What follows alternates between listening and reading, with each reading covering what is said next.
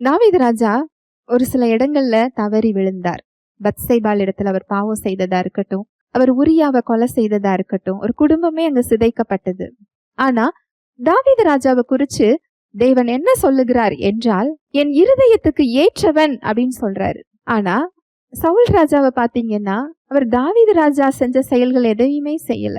ஆனா சவுலை தள்ளி நான் தாவீத ராஜாவாக ஏற்படுத்தினேன், என் இருதயத்துக்கு ஏற்ற ஒருத்தனை நான் தெரிந்து கொண்டேன்னு சொல்றாரு. என்ன வித்தியாசம்? ரெண்டு பேருக்கும் என்ன வித்தியாசம்?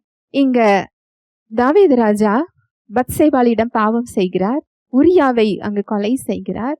நாத்தான் தீர்க்கதரிசி தாவீது ராஜா கிட்ட வர்றாரு. ஒரு குட்டி கதை சொல்லி அவருடைய தவறை உணர்த்துகிறார். நல்லா கவனிங்க.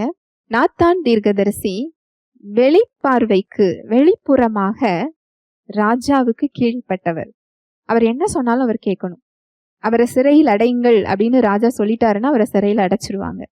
ஆனா இங்க முதல்ல அந்த தீர்க்கதரிசி தைரியமாக பேசுவதற்கு தாவீது ராஜா இடம் கொடுக்கிறார். அந்த பணிவு, அந்த தாழ்மை பிறருக்கு இடம் கொடுக்கும்.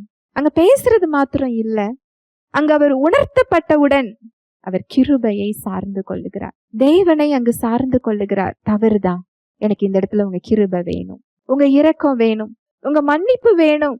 அதனாலதான் தேவனால் தாவீது ராஜாவிடம் செயல்பட முடிந்தது. தேவன் ஒரு பெர்ஃபெக்டான ஒருவரை தேடவில்லை. நாம் எல்லோரும் குறையுள்ளவர்கள் தான்.